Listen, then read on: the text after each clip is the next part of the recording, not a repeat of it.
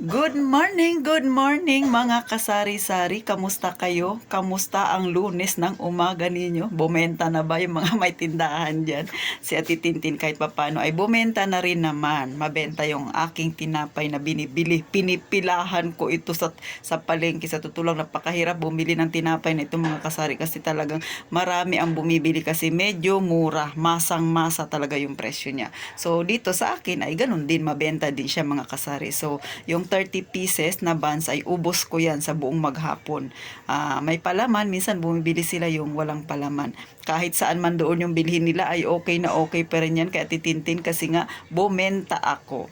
So ngayon, bakit nga ba masayang masaya si Ate Tintin? Kasi libre ang agahan ko. Dahil nga maaga akong pumunta sa bakery kanina. Hindi para bumili ng tinapay, kundi magpabuo ng barya na aking naipon sa buong isang linggo. Oh, eto ang tinapay ko, di ba? Ang laki-laki. Biggest size nila ito mga kasari. Libre lang ito sa akin. Ang pera na aking pinabuo sa kanila ay 1,500 yung barya.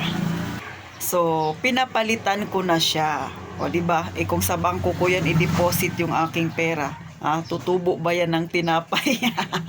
O magkano ang tinapay na yan? Parang nasa 80 pesos yata or 60 or 70. Hindi ko alam mga kasari kasi hindi naman ako pala bili ng tasty. Pero dahil libre yan ay okay na rin naman yan, di ba? Ang laki-laki. Aba, sayang pa yan. Saan pa ako kukuha niyan, di ba? Pero yung pwede naman siyang ibenta. Pero dito sa aking area kasi hindi mabenta yung tasty. Ang mabenta dito ay ganyan na tinapay, yung buns na binibili ko. Tsaka marami ring bakery dito sa amin, sa labasan. So, syempre, yung tao, pupunta yan doon sa bakery mismo. Doon bibili ng tasty. Kaya ganun. So, ang gagawin ko na lang sa tasty ko ay kakainin ko. Kayo ba, dyan sa lugar ninyo, ano yung mga pwede ninyong gawin para kumita din ang inyong mga barya-baryang pinag-iipon? Meron din dito sa amin naman itlog, pero wala na doon kasi yung aking suki, umalis na siya.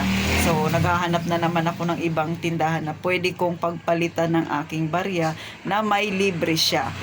Sa susunod na araw, ang aking pinag-iipon naman na barya, dadalhin ko naman doon sa mga loading station. Doon ako nagpapaload ng aking load kasi nga doon yung barya ay may kapalit na SIM, o di ba? Paubos na yung aking SIM. Kaya ang mangyayari niyan, libre yung SIM, kumita yung aking barya-baryang inipon sa loob ng isang linggo. O di ba sa bangko, ang 1,000 mo, tutubo ba yan ng 10 piso, di ba? Hindi. Bawasan ka pa ng tax niyan.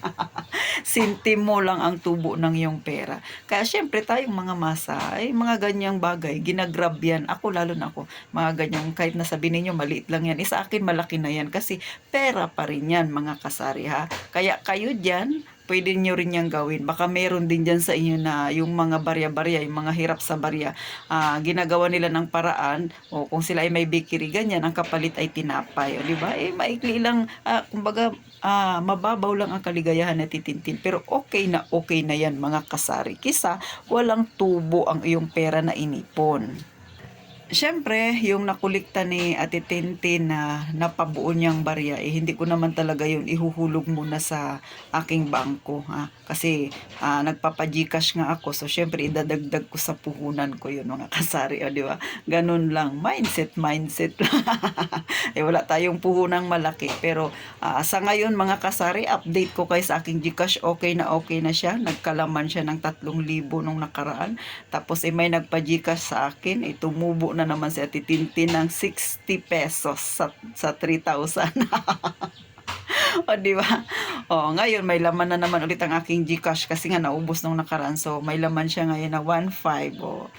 Ganun lang. Pag yung customer ay nagpapaka-cash out sa akin, okay lang, may pera talaga ako. Pero pag nagpapa-cash in siya, medyo struggle ako kasi wala pang laman ng aking GCash. So, paunti-unti kahit papano tumutubo ang maliit na sideline ni Ate Tintin. So, paano mga kasari?